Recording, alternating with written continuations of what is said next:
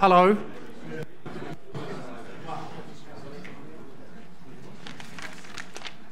Hi. Hi.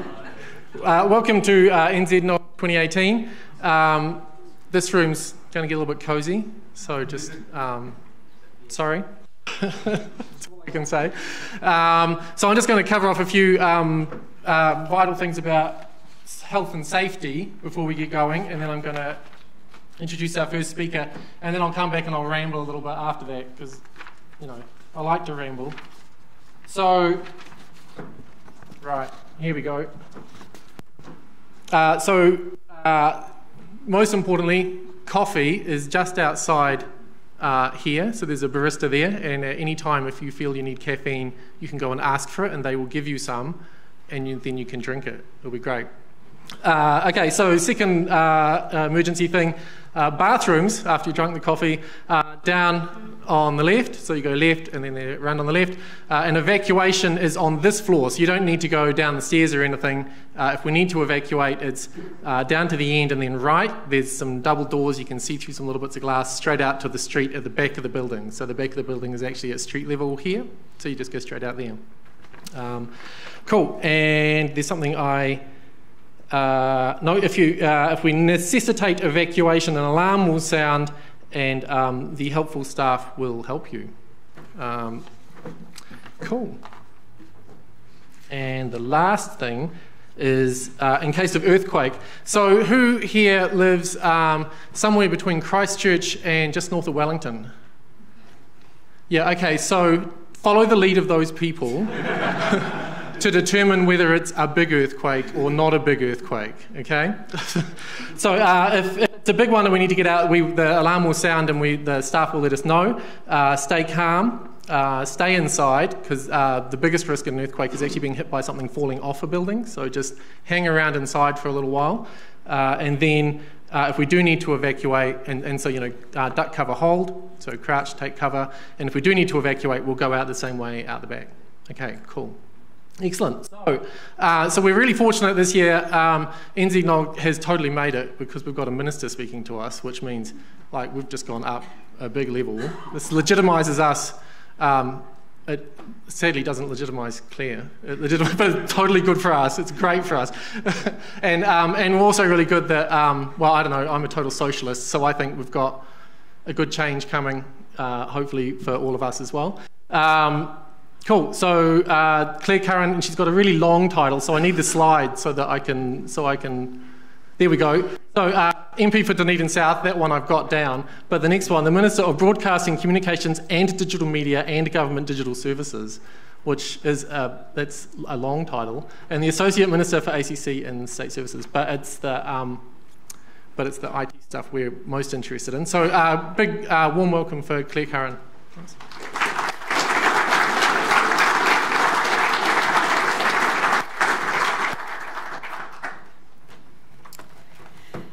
Kia ora koutou, everyone. Great to be here. NZNOG-ists. Yesterday it was the WISPs, so you've all got interesting acronyms. Yes, my title is far too long and complicated. If I'd had my choice, it would have been the Minister for New Stuff, for who we are and for open stuff. But I didn't have that choice. Interestingly, you may not know that I'm also the Minister for Cybersecurity, so just bear that in mind when you're thinking up your tricky questions. I've only got half an hour. I've got too many things to say, so I'm sorry to all the whisper people in the room, but I probably did talk for too long yesterday.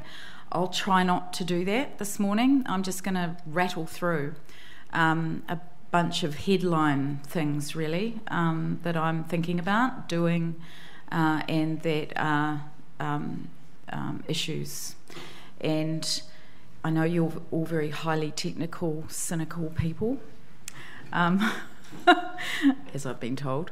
It was a bit hard to know how to pitch this, so I'll just do my best. I'll try and leave plenty of time for questions, and you can ask me what you like.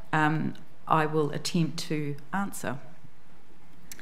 So thanks to Jared and Yvonne for organising me to be here. You are a critical part of the New Zealand telecommunications industry. So, and that's why I'm here, because I really do want to be a minister that comes and talks to groups, conferences, and not only talks but listens and has discussions, real discussions with you. I'll mention a little bit about my approach and about where this new government is coming from towards things digital economy, etc. It's really, and this is pretty important, and just keep bearing this in mind, that we want to take a joined up and aspirational approach, but joined up is really important, because there's far too much of what happens in government happens in silos, and as a result, missed opportunities and stupid thinking and illogical activity, and it means that things that could have benefits are often missed or take a lot longer than they should. And so this is about increasing productivity, the economic benefits of the internet, addressing the digital divides and reducing the gap between the internet haves and have-nots, as I describe it. And this requires collaboration. So joined up and collaboration are two really key words that I just want you to bear in mind. I know they're words, we have to demonstrate that we mean it. So I don't need to talk too much about transformative change in the telecommunications sector. You know what's going on in your sector. New business models developing, consumers, pressure from the public, from communities for faster speeds, for basic connectivity for the parts of New Zealand that don't have it, that isn't good enough. We need and we want to be more flexible and agile in our approach, and that's about harnessing opportunities, challenges, thinking a bit outside the square, looking at who's doing the innovation and how that can be applied in other areas. And of course a key part of that is about ensuring that our regulatory settings are fit for purpose, providing the groundwork for technology and connectivity so that it's a true enabler for our communities right across New Zealand. Quick example of the joined up thinking. In opposition, Labour undertook a 2-year piece of work called the Future of Work Commission. Hopefully most of you will have heard of that, maybe even taken part in some of the workshops, at least been aware that those discussions were happening, looking at the disruption of our industries, impact on jobs in the future, the opportunities and the challenges that presents to public policymakers, and we had 8 senior then opposition members of Parliament. 7 of them are now sitting in Cabinet. One, David Cunliffe, has left politics but made a useful contribution to that piece of work. Looked at the impact of disruption of technology on work, on security of income issues. People who are left out of work aren't qualified for jobs of the future, other things, the absolute importance of learning for life and the inadequacies of our education system. Everything generally comes back to education. Looking at the impacts on our Māori and Pacific Island sectors. Point of that is, and it's out of date already, it was released beginning of last year. If you want to have a look at it, futureofwork.nz. But the point of it is that it showed that you could have politicians working together collaboratively in a joined up way. And though, as I said, 7 of those people are sitting in Cabinet now and understand the issues. Out of that came a big policy, which was the first of the 3 years free tertiary education, which starts now, this year. The second year of those 3 years will start in 2 years' time.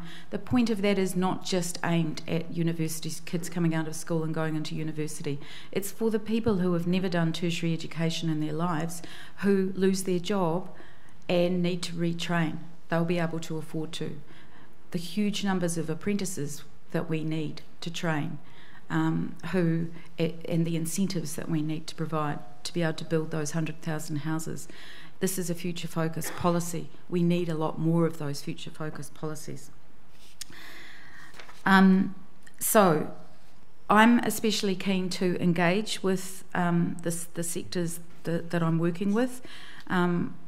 That's the reason why I've acted quickly to do a couple of things. One is set up a digital economy and digital inclusion advisory group, DD.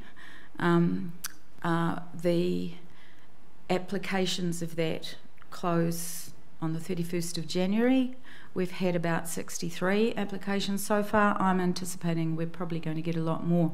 Clearly, I can't have that many people on an advisory group. It would be completely unwieldy.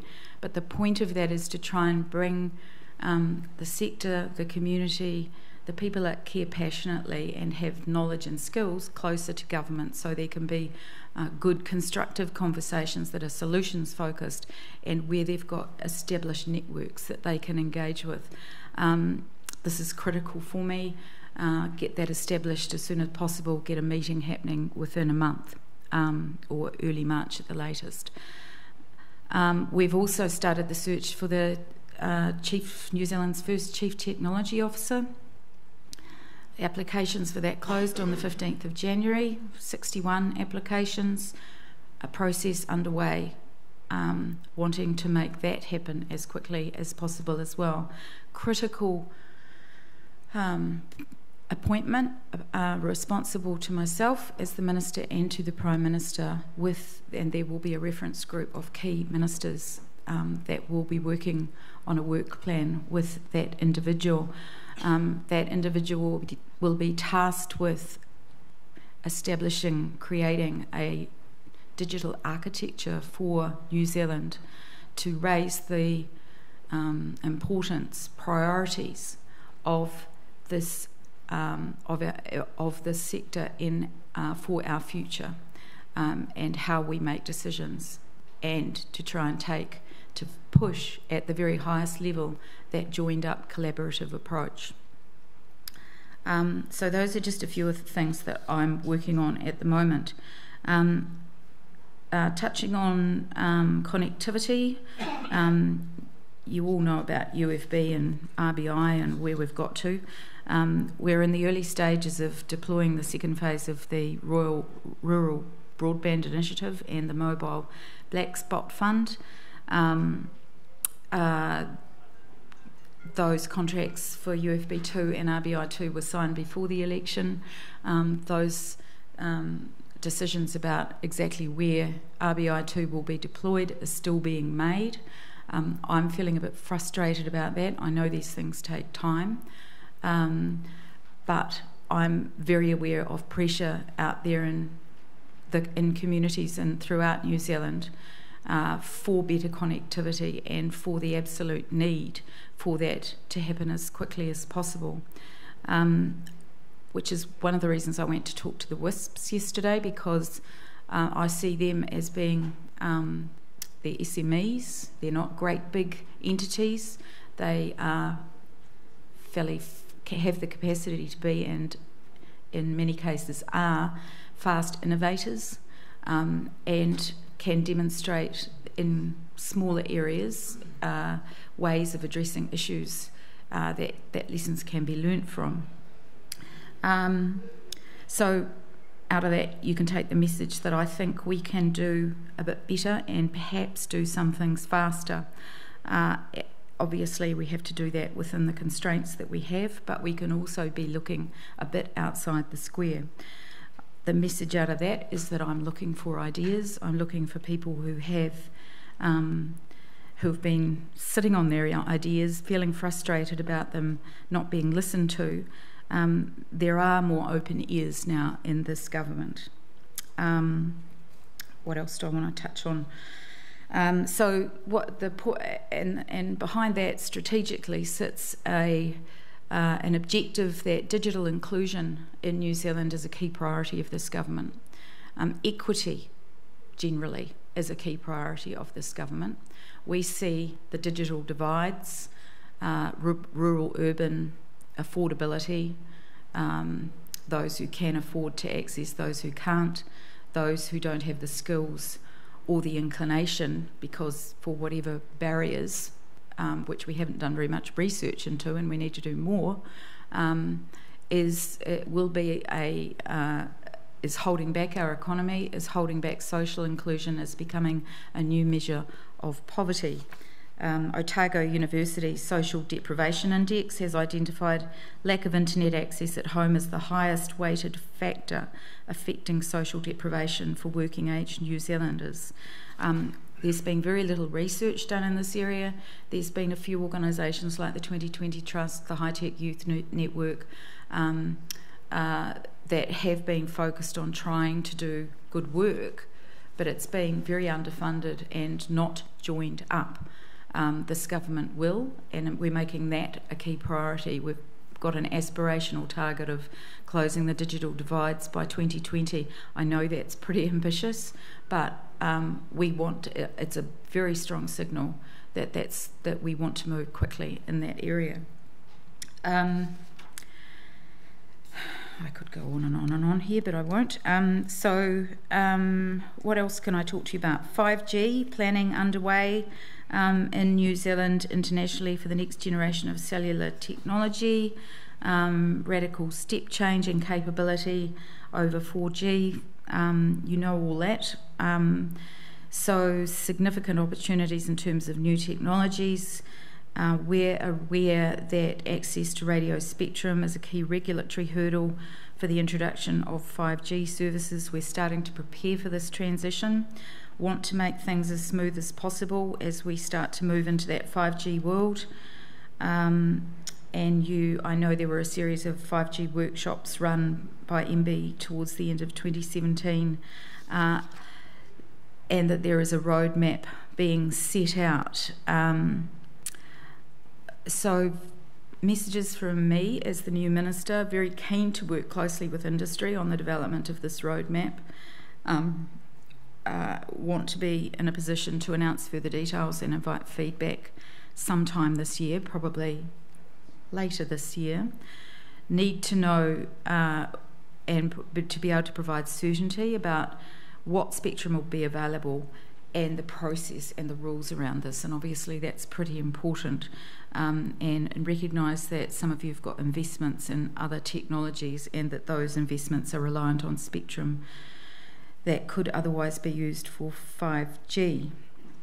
There are trade-offs here that we have to be considered about balancing the rights of those with existing investments against our desire to let New Zealanders have rapid access to the new technology. Now, yesterday in the Whisper speech, I was reminded by someone of the process under 4G in 2013 and the position that the Labour opposition took. It was actually the position that I expressed on behalf of the Labour opposition, which was during that digital dividend spectrum auction, Labour argued for a portion of that 700 gigahertz, I think it was 10%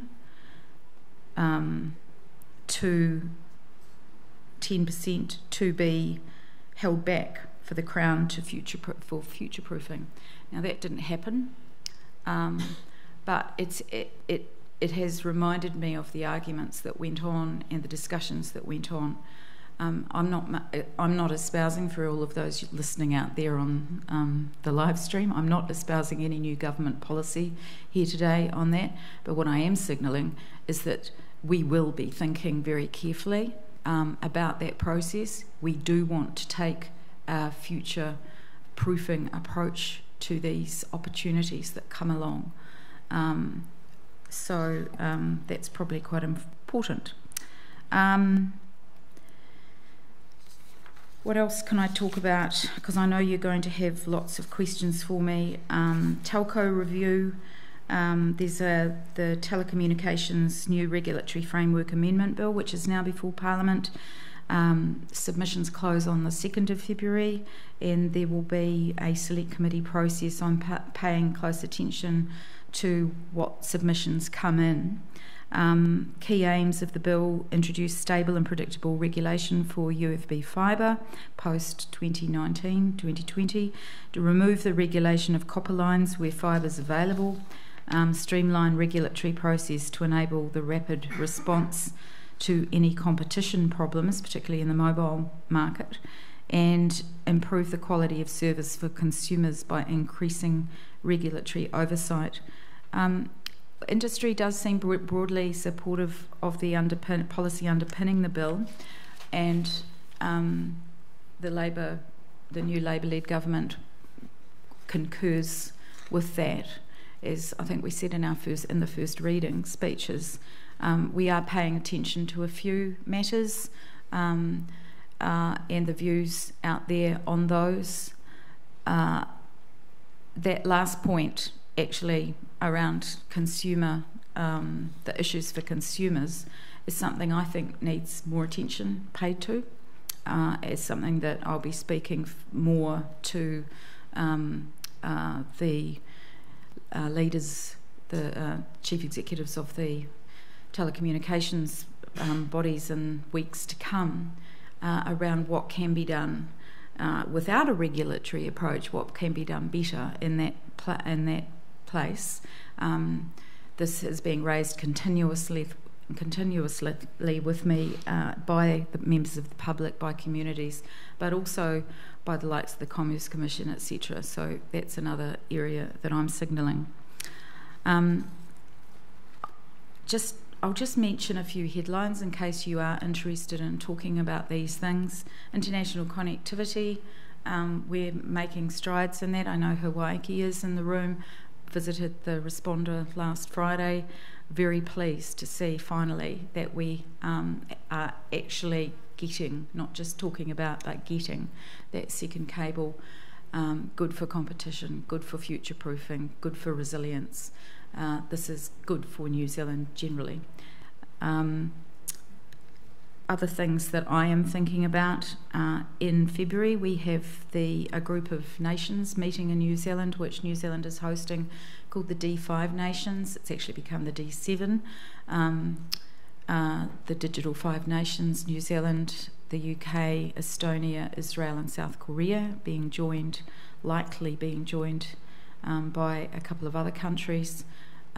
Real opportunity for some showcasing of what New Zealand's doing, but also for some ability for those countries to work together on some projects.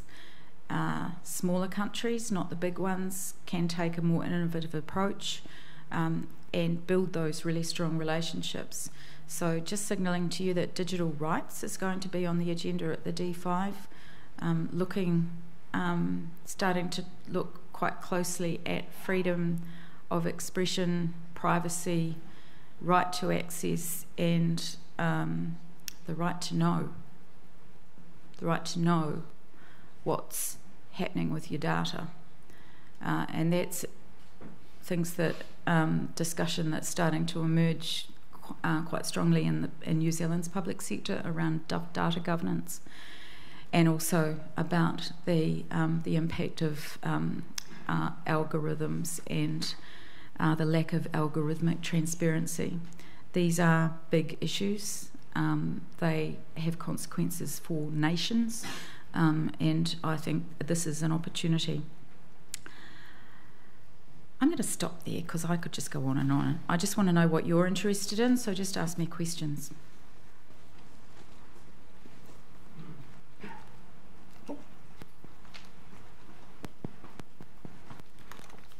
Claire, just a question about radio spectrum. A bunch of the radio spectrum sold off in 2007 under the last Labour government has still gone unused. It is still being squatted on. You're going to take it back and give it to the people who need it? So, which spectrum are we talking about? 2.3, 2.5 gigahertz, the blocks that have been accumulated by Craig Wireless and Cayman Spectrum and Malcolm Dick, all still unused. So there are several radio spectrum bands that are coming up for renewal, including 1800, 2100, 2.5 gigahertz and 3.5 gigahertz bands. Currently doing the thinking about the process issues around that. Obviously, there was quite a lot of discussion yesterday with the whispers about that. There's a lot of policy elements involved. Can I mention the phrase regional equity to you? This is early days for me as the Minister 3 months in, and what the processes are, but very keen to engage in some.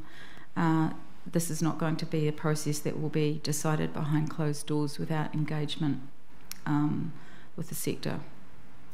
Is that enough for now? Noted. Come on, you must have lots of questions or comments. Really? Someone must have a zinger in their back pocket. They just want to. Apparently, I think you've got all the answers. I don't have all the answers. All right. Okay. One more. Different topic. Universal service, universal access. So the previous government pursued a near universal service agenda for broadband. What they didn't do is anything about affordability. So there are still, at the end of RBI2, maybe 3% of the people in this country who won't be able to afford broadband. Some countries provide subsidies. Are you thinking about that? Yes.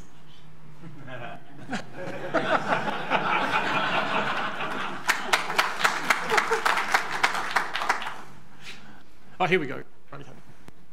Apparently this is throw. See what happens. Awesome. Can you just say who you are? Oh, yeah. Joe Strand from Wireless Limited. Will the government at some stage look at making the internet an essential service like they've just done in Britain? I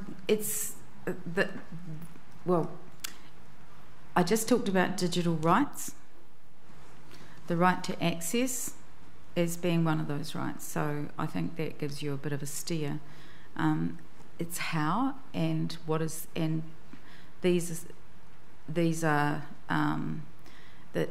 discussions that have been touched on over and over again, but there's never been a sanctioned discussion in my 9 years in opposition on that particular matter. So we're moving in that direction. As I've indicated, digital inclusion is a key objective of this government. So logically behind that sits the rights to access. It's about how you achieve that, how that is best expressed. So, we have in this country at the moment fibre that goes into schools, most schools. The communities that sit around those schools often don't have access. I'll give you Outram as an example. Who's here from my patch? You'd know, well, I certainly know, that that has been an issue for years, still hasn't been sorted. That is just one example of the poor thinking around how a new highway is given to a community, but it's not only made available to just one little part of the community because there are huge barriers in the way. So someone, I don't know if you're in the room, was telling me last night that they actually get up, sometimes get up in late at night and go take their kid who needs to do their homework digitally to the school, or so that they can access the technology they need because they can't at home. I do constituent clinics out there sometimes in my caravan. As soon as I enter the town, can't make phone calls, can't connect to my computer. It's just hopeless. This is 2018. That should not be happening. Yep. It's a funny looking thing. I'll give it a go. I've just taken over a wireless ISP in Dunedin, and next week I'm deciding whether or not to turn off the tower we have in Outram. So maybe we need to have a quick chat.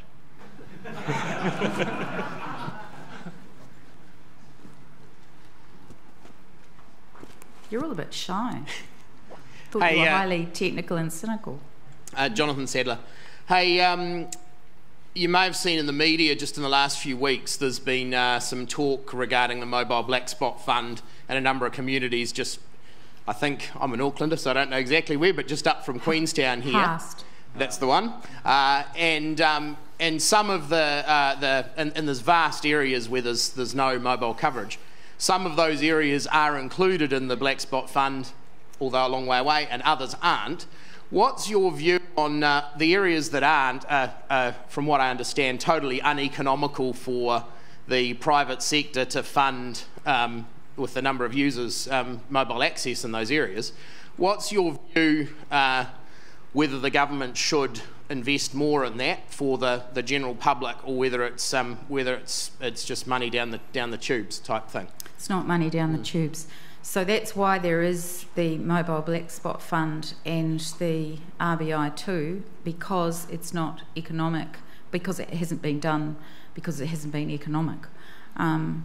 The RBI 1, Labor was very critical of RBI 1, felt that it really did not offer an enhanced experience and created a greater difference between the urban and rural divides. There was essential upgrades in that money that was allocated, but in terms of taking rural New Zealand forward in any real sense, we felt that was highly inadequate. There may be still people in the room that disagree with that stance, but you go to any rural community and it's the first thing that's raised, or one of the first things that's raised, is their poor connectivity and the fact that it's holding them back. As to whether it's enough, probably not is the answer, which is why I'm trying to deliver a message of we need innovative solutions for the areas that will sit outside RBI2, but also for how we could perhaps hasten parts of that. Now, I read out a list yesterday, I'll just quickly refer to it, of parts of the country: Haast, Inland Kaikoura Road, Buller Gorge, Golden Bay, the Sounds, South Wairarapa Coast, Eastern Hawke's Bay Coast, Tairāwhiti, East Cape, Te Uruwiras, Stewart Island, Chatham Islands, Lake Waikaremoana. That's probably just part. These are highly used areas, highly used by tourists. I still can't remember how many kilometres the Haast is, but it's a many. 244.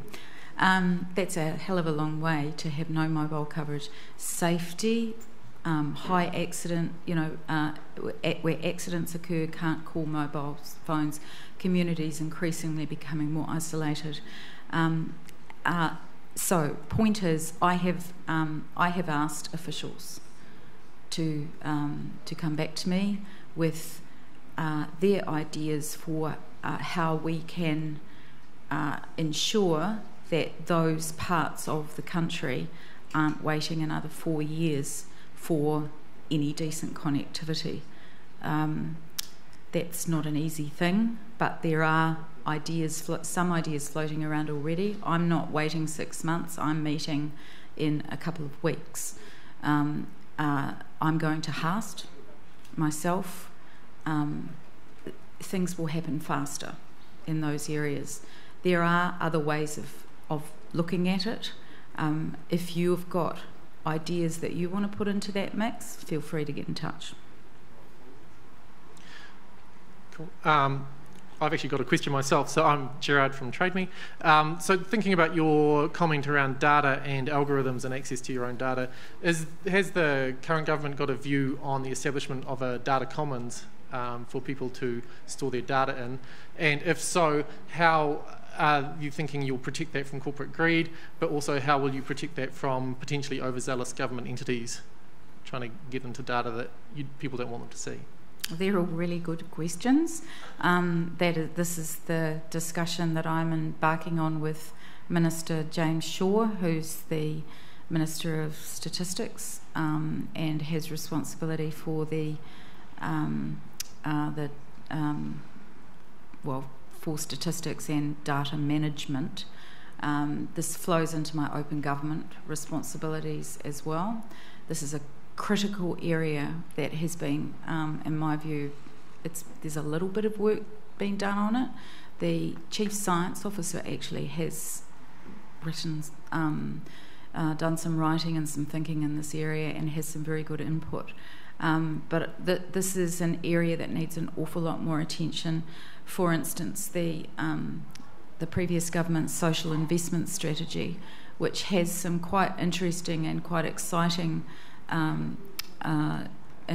initiatives around the use of data and how data for social purposes, for public policy purposes, really left out of that whole equation data governance and the rights of the people involved and how that data was being shared and what was available and how that data could potentially be misused. So all those questions are really valid. Yes, we'll be looking at that. Don't have clear objectives yet on that. They've got quite a lot of work to do, and it is fairly groundbreaking area in our view. Thank you. Jefferson Apini, can I follow on there? On the 25th of May of this year, the European Union's GDPR, the General Data Protection Regulation, comes into force. It clearly stipulates rights of access, data portability, the right to be forgotten, and so on, and it has awesome fines, up to 4% of your global revenue.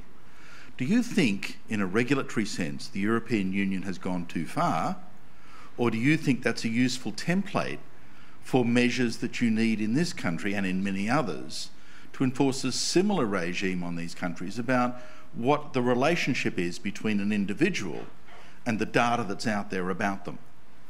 I think it's a useful template.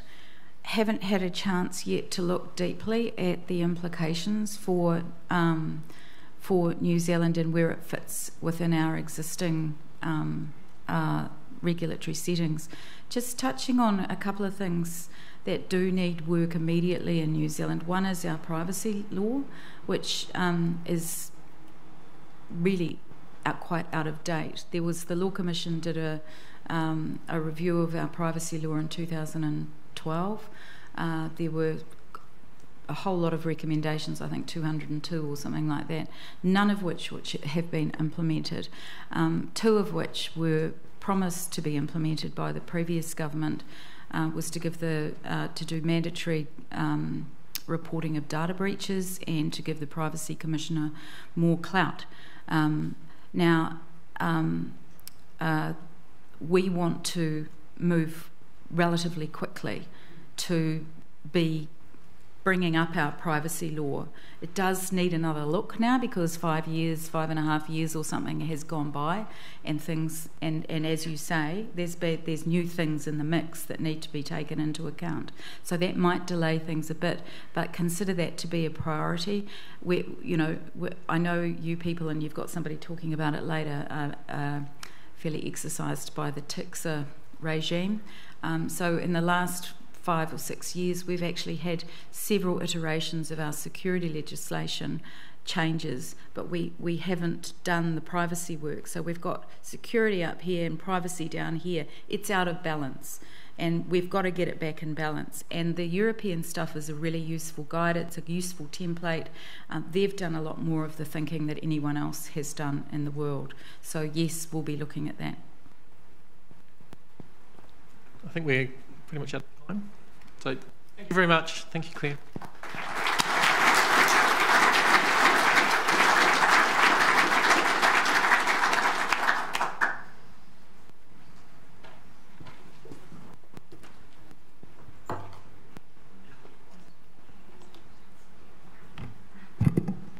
Oh, yeah, people at the back, come and find a seat. Cuddle up. It's not going to be hot in here. It's going to be fine. It'll be fine. So next up, we're going to have Ian from Netflix. Cool. Cool. So as soon as he's ready to go, he'll just, well, we'll see how we're going. Sweet. Everyone good? Cool. So big welcome for Ian.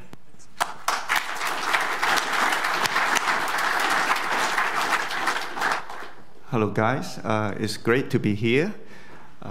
It's only my second time visiting the country and first time visiting this town. My name is Ian Chu. I work for Netflix based in Singapore. Unfortunately, I haven't quite picked up the Singaporean accent yet, as I'm originally from Hong Kong. So, does any one of you run an ISP in New Zealand? Oh, great. So, I've come to the right place. Do many of you watch Netflix? I suppose many of you watch Netflix. And did you have problem watching Netflix yesterday? Because when I got to the hotel yesterday, I couldn't get onto the hotel Wi-Fi. And I was told that there was a fiber cut somewhere in town, and half of the town just couldn't access the internet.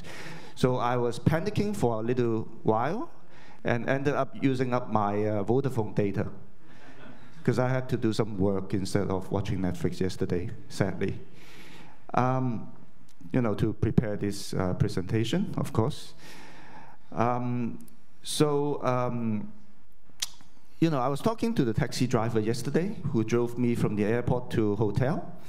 And he was telling me that Netflix is just like water, and he couldn't live without it. So I'm not sure if it's really that bad, but I'm sure that all of us just love good shows and great entertainment.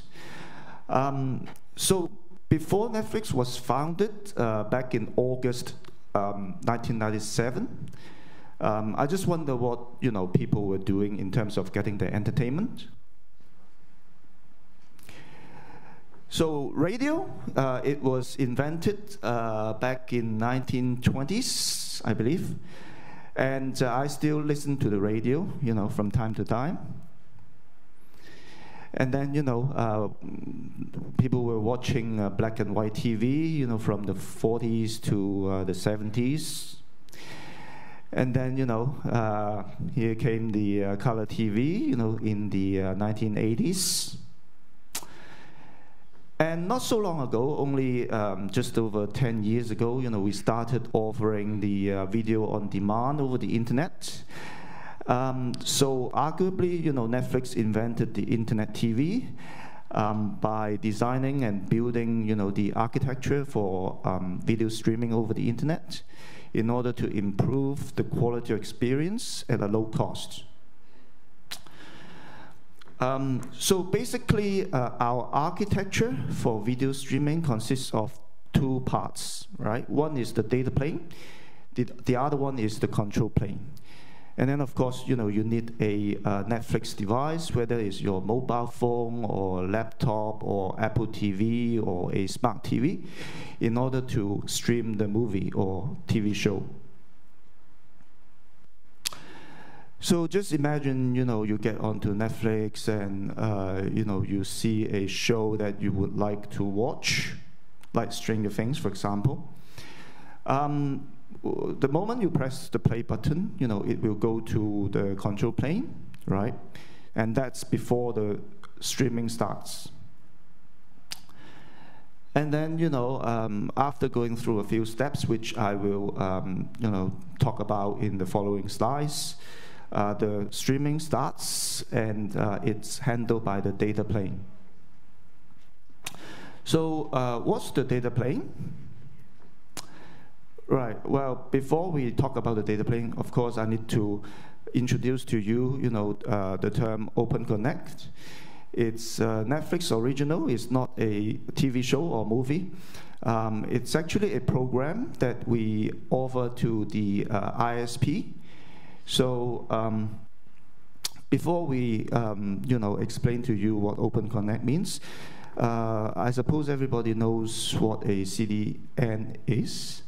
And just very quickly, for the benefit of those who don't know, is the geographically distributed content servers attached to the IP networks, and is a way of routing requests to the closest server in order to get the best possible performance.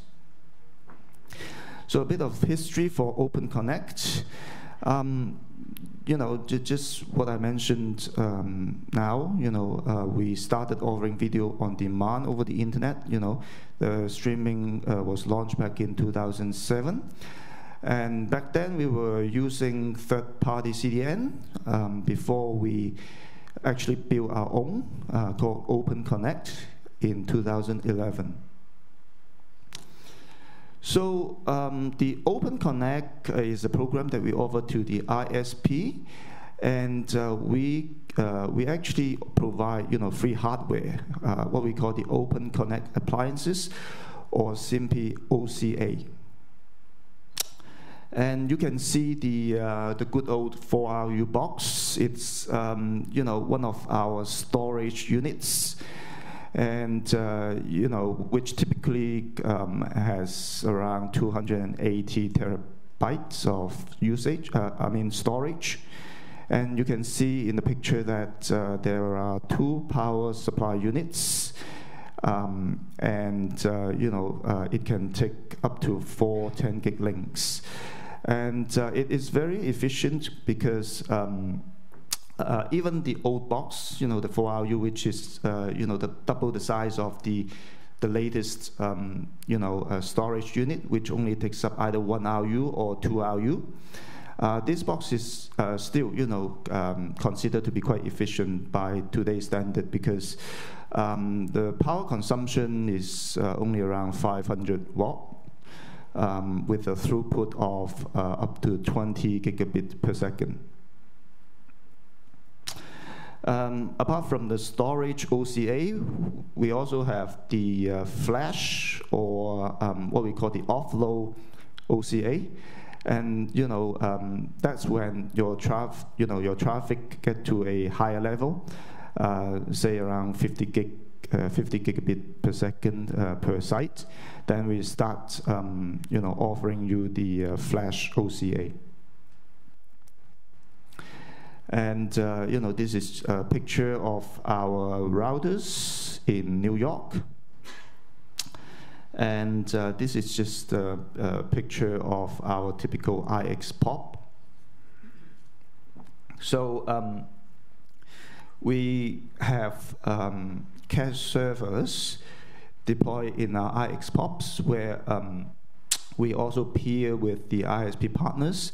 So we get the content from these cache servers of our own in our IX POP over the peering links, or the public peering switch fabric to the ISP. So let me just bring you some great news. So I guess we peer with a lot of ISPs, international ISPs in the US and around the world, and we also have an IX POP in Sydney, where we peer with quite a few New Zealand ISPs. But we've just set up a new POP in Auckland, where it is a full-fledged POP. So we can do peering with you, either private interconnect PNIs or public peering. We are already connected to the Megaport IX, and we are going to connect to the NZIX shortly. So just feel free to ping me if you're interested in peering with Netflix, so that you can get your content locally through settlement-free peering. And I looked at the traffic last night, and apparently we connect directly to many residential ISP networks, and actually over 96% of the traffic is directly connected, which means that we have less than 4% of transit traffic around the world. And as I said, we provide free hardware for all the qualified ISP. You know, if you have some traffic and you're not sure how much you have, then feel free to ping me, and you know, we can do some traffic analysis and see, you know, if it would be efficient for us to, you know, either do peering or, you know, do both peering and, you know, deploying OCA. And, you know, of course, we provide interconnection and PNI to ISP at the Internet Exchange throughout the world. And you can see the links, London Internet Exchange on the right-hand side.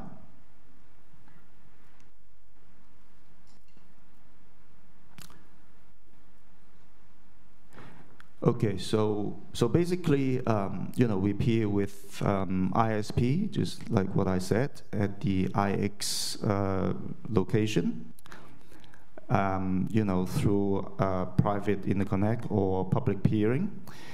And then, you know, the ISP will typically backhaul the traffic to their own sites, where they aggregate and deaggregate the traffic for their residential customers.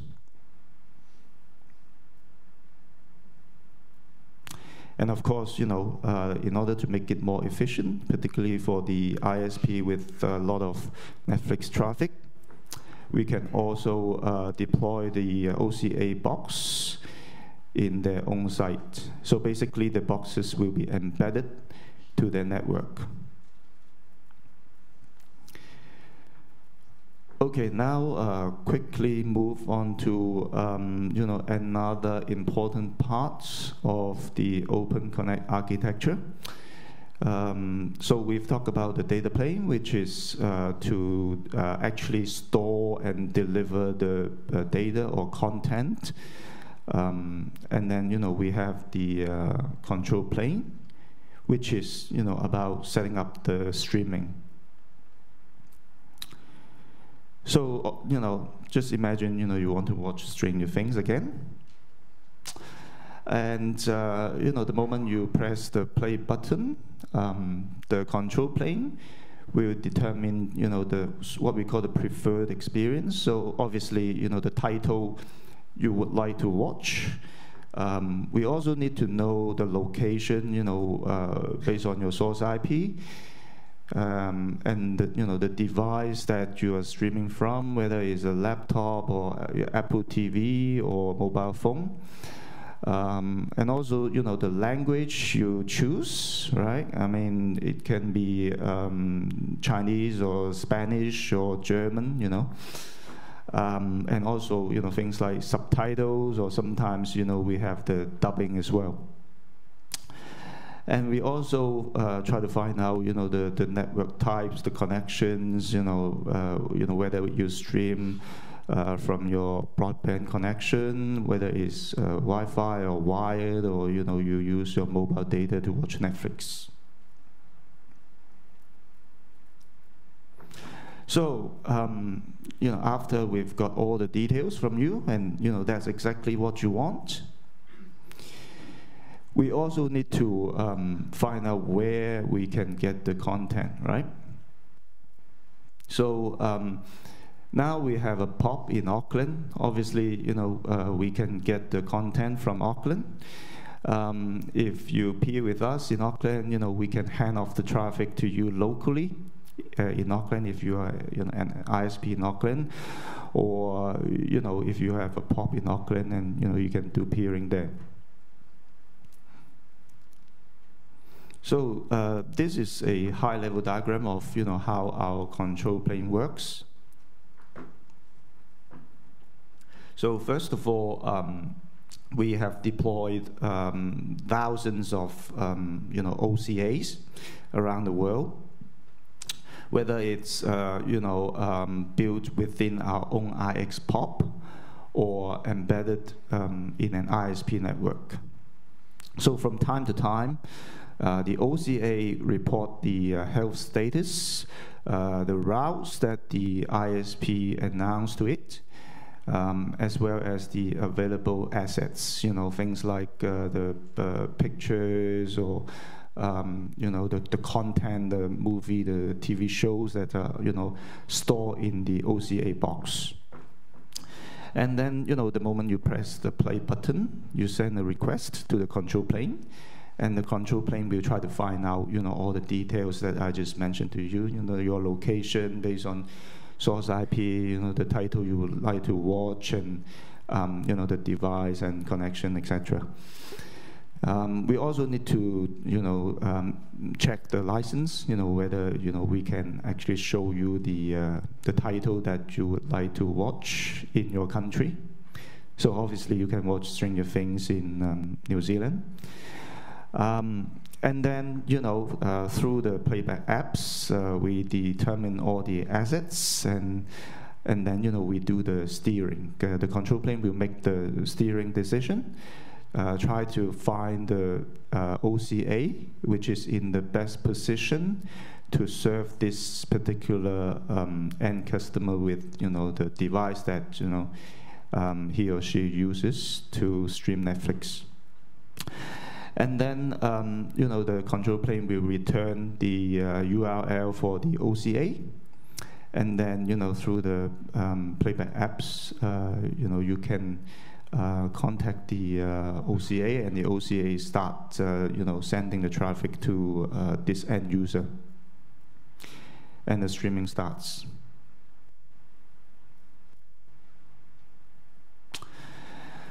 And then you would wonder how we do the content filling, right? How we update the content, because last year, we had over 600 Netflix original shows, right?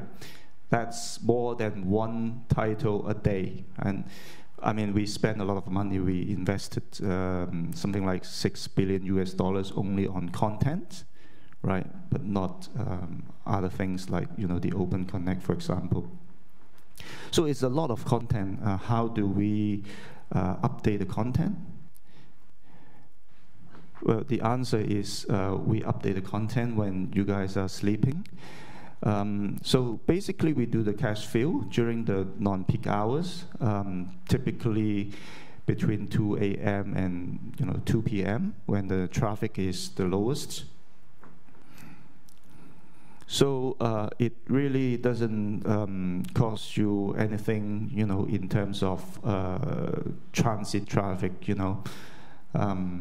if you're buying transit to get to Netflix. And if you do, then, come and talk to me, and we'll try to figure something out to, save some cost. And, this is just to show you the predictable viewing patterns. And of course, Stranger Things is, one of the most popular shows in New Zealand. And, we would imagine a lot of viewing hours, which means that, a lot more bits for people to, stream this TV show.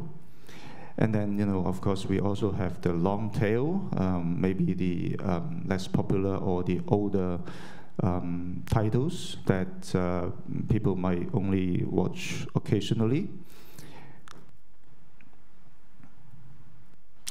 So, we do the cache fill. We copy the show once in the region. So in the old days, we see the Australia and New Zealand as one region, and the catalog is kind of similar, right? But now that we have a pop in Auckland, so maybe the library will be different going forward. And basically we make one copy in the country, and then it will get shown 1,000 or millions times. And of course, we do the cache filling through the submarine cables. So the Auckland POP is connected directly to our POP in the US as well as Australia through the dedicated submarine cable circuits. And you can see that through cache fill. We make one copy in our Auckland POP, and it gets copied to everywhere within the country.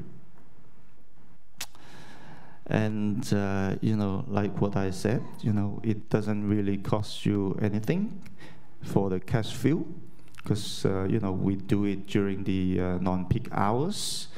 And you can also tell us what your non-peak hours may be, because some ISP may have different window, right? So, but typically we need a 12-hour window in order to do the cache fill. It can be from midnight to mid-afternoon, or maybe 1 a.m. to 1 p.m. So we can adjust the 12-hour window for the cache fill.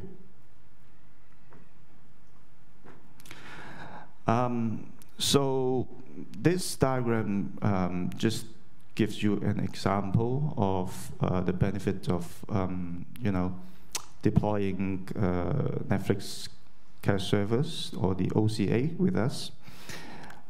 Just imagine, you run an ISP and you provide internet access or broadband service to thousands of household users, and altogether you have a 1 terabit per second pipe to the transit provider, and you have 350 gig of Netflix traffic.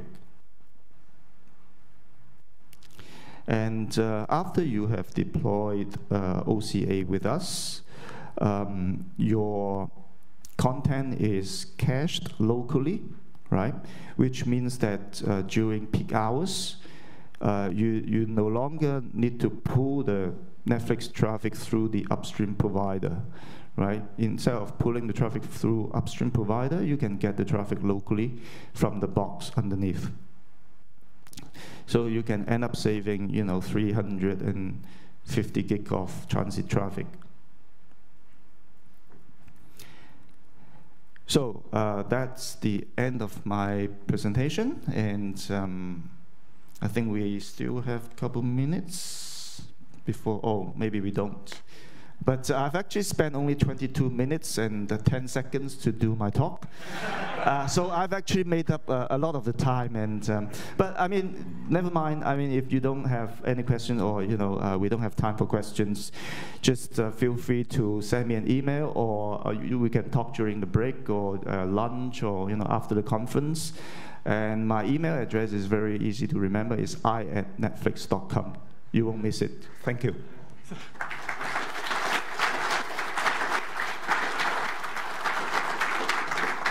That was a great talk. Thank you, Ian. I think we're all really wondering what your favourite show is. No? Sorry. So, excuse me. I'm actually a parent of a 14-year-old boy. So I like watching 13 Reasons Why. So I was eating on Stranger Things. So both Stranger Things and 13 Reasons Why are the most popular show in the Netflix history. And I was told that, I forgot whether it was Stranger Things or 13 Reasons Why, but both of them are the top 3 shows that are mostly Google searched by people around the world. So. Thank you very much. Are there any super pressing questions? Because we have got a full program today, so we do need to keep moving. And so, thank you, Ian. Thank you.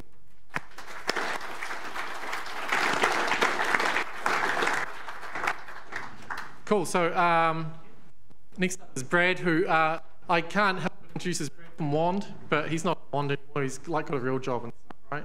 No, I'm at WAND. Oh, he's at WAND. Yeah, Brad from WAND. Awesome. Excellent. So he's got a real job at WAND, I guess. All right, how does this work? Okay, cool. Okay, cool. You good? Yeah, let's get Okay, let's clap Brad to give him some encouragement. All right, hello everyone. Yes, I am still at WAND. I do a lot of things there, but today the thing I'm going to be talking about is Faucet. So some of you may remember maybe from last year, I gave like a very quick 5-10 minute spiel on Fawcett and how we ran the NZNOG network on it last year.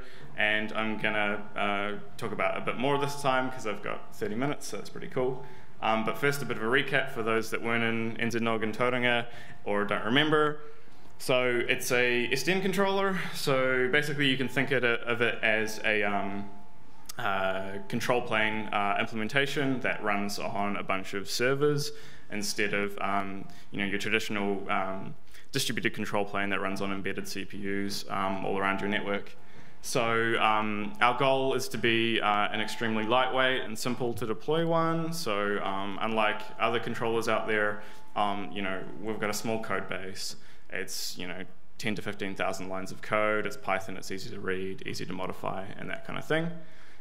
We use OpenFlow 1.3 for controlling all of our switches. So for those that don't know, it's a protocol that has a bunch of match action structures that you can build up, use TCP to program the switch, and then that gets pushed down to an ASIC, and things happen in hardware and go really fast.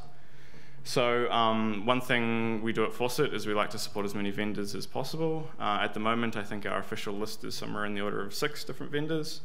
And unlike other controllers that will use a hardware abstraction layer or network drivers to drive different switches in different ways, so not all hardware is created equally, not all ASICs are created equally, not all OpenFlow implementations on switches are created equally. So sometimes people do these drivers. We didn't want to do that because that means different devices have different feature supports. They have different, you have to think about how you're going to write the config for them so that you don't turn on a feature that doesn't work and that kind of thing. So we get around that by working very closely with vendors and having this test suite that they can run. Some of them run as part of their QA process for releasing OpenFlow firmwares now, and that runs all the Fawcett features and at the end gives them a big green tick saying that their device works against our software. So you can think of Fawcett as a layer 3 switch. It's just, we're Python code that runs on a server, and we push that down to hardware. So we support all the normal layer 2 and layer 3 things. We've got ARP in there, we've got neighborhood discovery for v6, we've got BGP routing, static routing, VLANs, all your regular stuff that you'd expect to see is there, and we've constantly got new features going in that make things more usable. And then for people to extend Fawcett and add maybe their own features or their own sort of behavior to the network, we have this policy system. So we call our policy at the moment ACLs, but they don't look like regular ACLs on a device. They follow the same structure as OpenFlow. So when you program down an ACL, you have this very flexible and complicated match structure for picking up certain streams of traffic. And then we have a bunch of different actions that you can apply to traffic that matches that. So we've got stuff in there like, match on a certain flow and then do a copy. So that lets you do mirror ports. But it also lets you do like TCP dump on a switch. So you can match, maybe there's a particular UDP or TCP flow you want to look at and you want to send that out to one of your span ports. You can just pick that flow and output it, that's fine. If you've got some piece of hardware that does some kind of protocol offload for you, so maybe you've got a box that does VoIP or you've got a box that does SSL or something, you can pick out those flows, send it to that NFV host, which is going to do the protocol offload, and you can rewrite MAC addresses in that packet to make sure that when that device gets it, everything looks like it should. One big thing that we always make sure we do right is monitoring. And when we sort of started on this project, we're like, we don't want to write another NMS. So we've partnered with Prometheus, which maybe some people have heard of before if you monitor servers.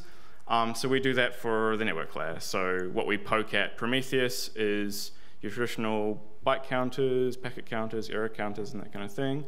But also what we do is expose instrumentation code.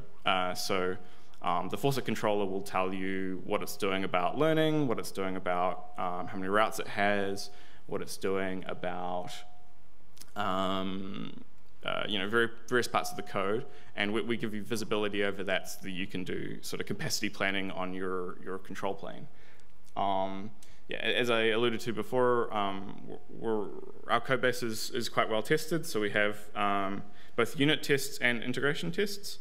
So the unit tests give you an idea of whether the code's correct, whether functions return the right thing, whether various configuration options set the right bits and pieces. And then we have an integration suite, which spins up in a simulated environment, over 100 different network topologies with Linux containers and a software switch. And we turn on various faucet features and we verify that they work.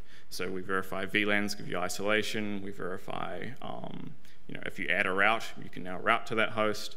And we're injecting real packets into that and making sure they come out correctly.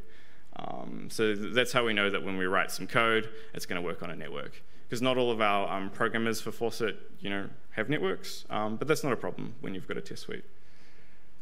Because of these reasons above, we say we're a production-ready service that people can just, deploy. And going back to the sort of it's simple, it's easy thing, we try and keep the installation very short, and I've got a slide later on that shows you how to install it. So this is our sort of architecture diagram. So with faucet, you don't get just one switch, just one controller, but you get two for the price of one. So we have faucet and gauge. So faucet is our read-write controller. So it's the one that you pipe in a configuration file, faucet.yaml, which is a nice human-readable but machine-writable configuration format for defining what you want on your network. What ports you've got, what switches you've got, how your VLANs work, that kind of thing. And then that's going to go and use OpenFlow to program all your switches. And it's the thing that's doing all your learning, or your route resolution, so that's through a separate BGP router. We also now have an event system we added a couple of weeks ago, so we can export to external systems when we learn a host, what we learned about it, and those kind of things. And then we also have a read-only controller, which is gauge, and that's for the monitoring side. So we never wanted any of our monitoring code to be able to influence what forwarding's happening on the network. So that's why we've made the decision to make it read-only. So it just sits there collecting stats over OpenFlow from all the switches, and that's also got a configuration file, and then that'll dump it to a bunch of different databases. So we've got traditional relational databases, InfluxDB, Prometheus, and that kind of thing. And then you'll have some kind of external monitoring system on top of that. Prometheus can do a lot of that for you, like thresholding and stuff. And then on top you'd have like Grafana for doing like a dashboard type thing. Okay, so what we like to talk about at Faucet is this idea of the DevOps approach to networking. So we want the ability to run a network like someone would run a server cluster. So there's a lot of really great tools for deploying, web servers at massive scale now, and we want to reuse all those tools for deploying the network. We don't want it to be some kind of special thing that requires another set of tools. We want regular tools to be able to support all this. So the way this whole sort of idea works is it starts with provisioning. So the way we like to do provisioning is through this concept called ZTN, Zero Touch Networking, which people might have heard of before. And the particular protocol we're using for that is GNMI. So GNMI is a gRPC network management interface. And basically it lets you, so the idea is, when you do an order of switches or whatever device you're buying, you get all these boxes turn up. What GNMI lets you do is, you plug all of these things into power, you plug them into provisioning network, and then there's RPC methods exposed on these switches for setting things like IP address, host name, identifier for OpenFlow, so you can identify it later on. As part of this process, you also set up a PKI trust relationship between the controller and the switch, so that when it's all provisioned, this thing just slots in a rack and it joins your network. There's no more having to log into it to set any of this stuff. we work quite closely with the guys that define the GNMI spec, and there's a lot of cool things in there. So it also gives you open config models. So it'll, you can say, I have an access point, and then GNMI will know through OpenConfig that an access point should have SSIDs, it should have a VLAN map to those, it should have a host name, and all those kind of things. And so it's a programmatic way to fire that at the device, get all the bootstrapping config on there, and it'll also let you update that, so you can do config merges, config overwrites, and that kind of thing for keeping the config in sync. And then eventually, we can also do streaming telemetry through this. So you can subscribe to a switch. I care about your temperature or something if it's in a temperature-constrained environment, and it'll just fire back when there's a new event on temperature. So once you've got the provisioning side of things done, we want to automate what's happening on the network. So Faucet's the way we do that. So you give it a text file that either an external system's written or you've handwritten if you have a simple network, and it then just keeps the network in state for you. It defines forwarding, defines routing, whatever you've asked for. And because this is all configured with a text file, you can shove that into like version control. So for me, when I run my Faucet networks, I've got Ansible playbooks to deploy not only Faucet, but I deploy a bunch of NFV hosts, Linux containers. If I've got NAT or something, I can do that with a Linux box and use Ansible for that. And then you can kind of capture all these text files and stuff into Git or into some kind of version control. And then we get this like history of commits over time of how the network's changing. And if we could capture all of the network in Git, that this makes upgrades quite easy, because we can do peer review when someone wants to make a change. We can look at, person A is proposing that this diff should be applied to the network. We can, when things go bad, roll back to the previous commit, and they'll put everything back to how it was. Git gives you primitives like, git bisect for when we've got a bad commit and a good commit, and it'll help you find in the middle where things went off the road. Git's quite essential here. And then once we've got all this wrapped up, we need a feedback loop. We need a way of demonstrating that what we're about to do on the network is good.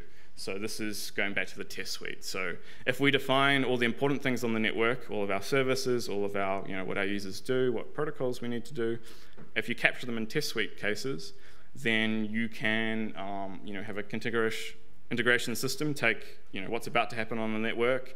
It runs the test suite against that in a simulated environment, and then, if the test passed, that should mean what we're about to do is good. So there's this concept of push on green, which says if a CI and a test suite agree and say everything's about to go well, then we can just roll that out to the network and everything should be good, is the theory. And you can do stage rollouts, so you can roll out to a canary host or a canary network first, make sure your monitoring doesn't do weird things, make sure users don't complain, and you can do a more full rollout after that. And we can even go one step further, and at Faucet we're all about automation, so you can actually automate your purchasing as well. So some person in our group came up with the term cyber RFP. Everyone blames each other for it because no one really likes it, but it has kind of stuck. So the idea of cyber RFP is, when you want to do a big network rollout, you put out a request for proposals to your vendors. They all say, yes, I can do everything you asked for. And then you spend a lot of time wading through documentation, pages and pages of documentation, to make sure that what you've asked for is going to work on all the boxes you've got. Well, what we propose is, if you have a test suite with all your test cases for what you do on your network, one thing that our test suite lets you do is actually not just run on a simulated environment, but it will run on hardware as well. So you can ship this test suite to your vendor, or you can run it on some devices they supply, and it will tell you if it's going to work in your network or not. That turns out to be quite useful. So at Wand, we like to dog food. So our work network is a Faucet network, and this is it. It has an ASN number, so possibly that classifies it as a real network. I don't know. I don't know what the barrier of entry is these days. But it's quite simple, and it looks probably like a normal network. It's got a core, which is a Linux box. It runs Open vSwitch, which is a software switch. But you can throw a thing called DPDK in there, which gives you accelerated raw access to your NICs, and it goes really fast. This box runs a bunch of VMs, so it runs the controller, which ends up being the control plane, runs our monitoring, runs network services like DHCP, DHCP v6. I've got NAT64 on there for v6-only network. And then it's got a small number, so it's got 8 ports in it. And then, we want to get port density because we're running an enterprise network with machines on it. So we break out to an aggregation layer. As I said before, we like to be multi-vendor, so on my network I've got 3. And then we have powerful but small port switches at our aggregation layer. And then that finally breaks out to an access layer where we've got 52 port switches. They can't do as many rules in the hardware, but we do all our expensive things on the bigger switches. And then you can actually buy OpenFlow access points now. So I've got a bunch of those from Allied Telesis. Those are all under faucet control as well. So that little wireless to wired bridge that exists on every access point, we can now define the behavior on that and make sure the device doesn't break broadcast or multicast or the horrible things that some devices end up doing. So that's sort of a little recap of the project and what it does. And now, what did we do this year? It was 12 months since the last NZNOG. We must have done something. So from the deployment we did at NZNOG, so we ran the conference Wi-Fi on Faucet, an earlier version of it. We found a bunch of bottlenecks. So we spent a good 2-3 months hammering out our code, refactoring, optimizing, and to quote every Android changelog ever, this year we did some bug fixes and performance improvements. And that was, a good chunk of the year for an open source project. We wrote code, there's no surprises there. We spent a lot of time working on making the test suite do more things. So we've recently added config and packet fuzzing. So we want to look at everywhere where there's user input to Faucet, and we want to fire bits at it and see if we can make it break. So we do fuzzing now, which is quite cool. We did a lot of work on documentation to make it a bit easier for new players to come along, and reading our sort of Git stats for the year. So we did about 3,500 commits. We added 67,000 lines of code, but the important thing is we removed 53,000. So the code base sits at about 30, the whole repo sits at about 30,000 lines at the moment, and that's test code, documentation, and Faucet controller code. The controller itself is about 15,000 lines, and we aim to keep it as small as possible so that it's easy to get new players on board writing code. And so Facebook ran a lovely hackathon yesterday, and we grabbed a bunch of people that had never sort of worked with Faucet before, and they were able to implement features in less than a day. So that was a good sort of test of what we try and aim to do. Released 35 different versions, so at the moment we have sort of a weekly release cycle, and that's just to get people in the habit of doing deploys when there's new code available. Networking has, especially in the enterprise sector, has always sort of been you put a switch in, you leave it with the firmware on it that it got purchased as, and it never sort of gets upgraded. We're going to make people aware of, there's new code, it makes things better, you should deploy it if you can, especially if you've got the CI for doing everything. We had 22 contributors over the last year, which we thought was pretty cool. I'm happy to say that all the engineering, most of the engineering resource and the project leaders are still in New Zealand. So that's myself, Josh Bailey, and Chris Laurier. We do most of the work here, but we have a lot of people sort of in America and other countries now that contribute a lot of code and help us out, which is really fantastic. So we've also been working, we've also been working on sort of integration with third parties. So one thing we don't do anything about is sort of security or anything like that, but we've partnered with these guys called Cyber Reboot, who are machine learning people, and they previously had a controller called Poseidon, which would take packets off the network, send it towards various machine learning techniques, and look for stuff that's good and stuff that's bad. But their initial version only did OpenFlow 1.0 because they partnered with a thing called Big Switch Cloud Fabric, which only did 1.0, which limited how many devices they could support and what they could do on those devices. They came along and found us and were like, hey, we could integrate with these guys, and now we get OpenFlow 1.3 and we get all the Faucet vendors. So it's been pretty cool working with them, and they will basically use Faucet to carve off packets they're interested in, flows they're interested in. They'll inspect it, work out if this is good or bad, whether they want to find more information about this host, so they'll look at more traffic, and then they'll sort of act accordingly. And I like this picture, so I'm going to throw it up. This is their dev lab for Faucet. So when they first started programming, that's a cardboard box. That's a USB power pack. So this is wireless, despite the Ethernet cables. And you know what I was saying before, Faucet's lightweight. It'll run on this all the way up to big rack servers and clusters, VM farms, whatever. We don't even want to have a minimum size network where you need some large piece of equipment. This will all run on a Raspberry Pi. And that's a Zodiac FX, shout out to Paul Zanner. That's a cheap 4-port OpenFlow switch that will just get you up and running if you want to test how things work. So yeah, that was cool. Another thing we did is, as we were talking to vendors and talking about Faucet to people, they always asked, who are you? Why have you sent me to a GitHub page? And we'd be like, yeah, we write code, we're developers. And they'd be like, how do we know you're going to write code tomorrow? So we've sort of founded this foundation to live above the project and help in the administrative side, keep the project going in a clear direction and having a good presence with vendors and companies and that kind of thing. So the board is a bunch of Kiwis, but also a bunch of international sort of experts in the field.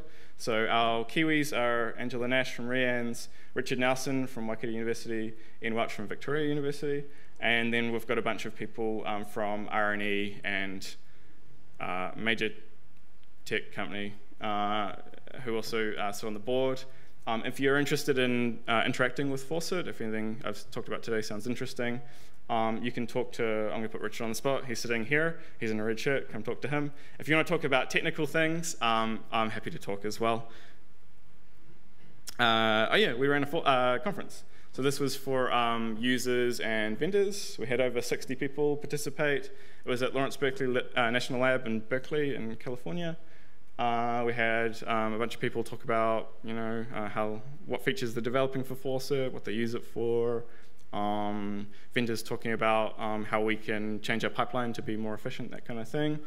That was really cool. That was a 2-day conference. And we also did our second ever Plugfest. So our Plugfest tests the theory that our test suite will let us prove the cyber RFP concept.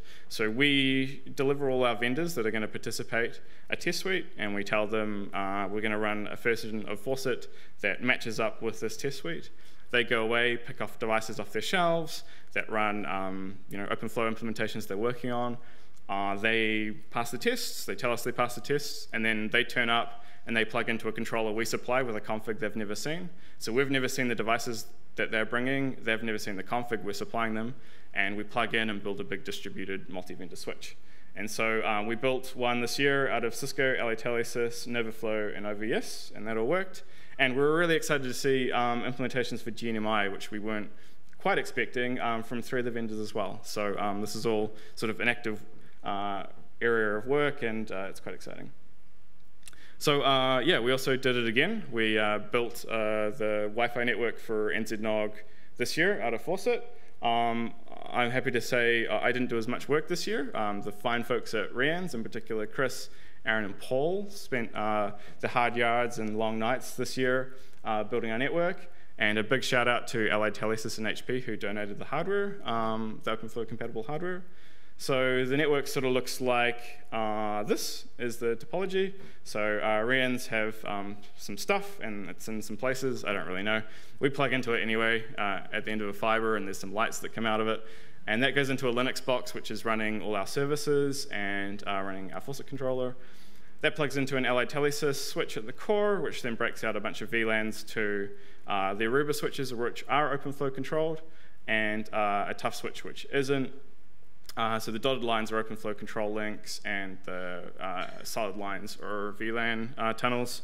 I think we've seen a little bit of scaling problems this morning and a bit of Wi-Fi issues. So during the break, we're going to push out a few fixes for that. But if you have issues, come and have a chat to me. If you want to see how things... Oh, right, I forgot this slide. This is how the Linux box looks. So it looks scary and there's a lot of lines, but it's really not too bad. Most of it's sort of defined by Ansible, and we just have a collection of bridges that separate out various VLANs. We got containers for doing firewalling and running services and stuff like that. And at the top is our OVS DPDK bridge again for doing routing. Oh yeah, we like pictures. That's it. Sorry for the cable management. This was a 2 a.m. job, so but it does have labels, so that's always good. So physically, we're in 2 different places in this venue. So we've got the network split. So on the right is the unifiers and Arubas, and then on the left is the server and the AT. There's a dashboard. This is the slide I was looking for before. There's a dashboard you can look at. Those are the details. Otherwise, come talk to me, and I'm happy to talk through our monitoring. So we've got Prometheus in there for looking at our VLAN learning. We've got dashboards of how many Macs we're learning. We also, this year, plugged into the conference network. So we're plugged into that to pick up their APs, and they're broadcasting an eduroam SSID for us as well. So if you're using eduroam, that's coming through the hotel system and then into us. Oh, it's blinking. If you want to install Faucet, go to the URL, or those are the 2 commands. I'm done, roughly on time. No pressure. Any super pressing questions? Oh, good. Right. All right, thank you.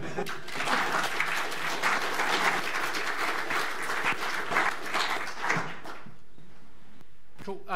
So just there's a new slide deck that yeah, that one. It's a bit weird. Okay, cool. Sweet. It's like, you can see it happening here, but it's not happening there. It's quite cool. So just a little bit of housekeeping that we didn't get onto this morning because Claire Curran had to get away, so we just wanted to get through stuff and get stuff moving. So so this is the plan for tonight. So if you're coming along to the dinner and the events, it would be tricky to do everything. If you do the jet boating, you may or may not get to the ice bar. If you do the ice bar, you may or may not get to the jet boating. You have to wear your conference lanyard, or they won't let you in, or they won't let you on the boat. So if you want to do it, if you really want to do it, you've got to be wearing your lanyard. There are multiple jet boat providers, so please go to the correct jet boat provider. So because you guys are awesome, right? But you guys are useless. So just yeah, there will be a walking bus from 5:15 down in the lobby.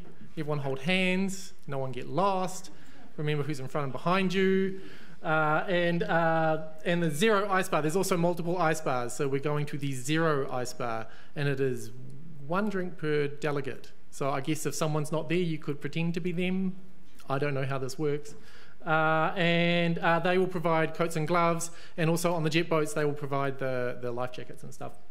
And dinner is drinks starting at 6, dinner from 7 at Winnie's, which is right next door to the Zero Ice Bar. Cool. So that's the housekeeping for tonight. And also there's just a wee bit of a competition. One of our sponsors, all of our sponsors are awesome. This one is running a competition to win $3,000 worth of travel. Same competition they ran last year. And to be in to win, there's a thing in your bag, you fill it in, you give it to the person who's at the booth, and then you cross your fingers. Oh yeah, and they've changed their name. They're not Vibe anymore, they're Devoli. This is last minute sort of stuff. And you can win, but there's a little asterisk on the win, because not everyone wins, only one person wins. Last year, the winner went to Basecamp, which is pretty cool. That's what they did with their, and they're on brand too. So fill out your thing, give it to the person, and we'll draw that late this afternoon sometime in the last section this afternoon. If you are not in the room, you will not win, and we will redraw. Okay, so be here or don't win. Okay, so morning tea is straight across through the vestibule thing on the other side. So see you in half an hour.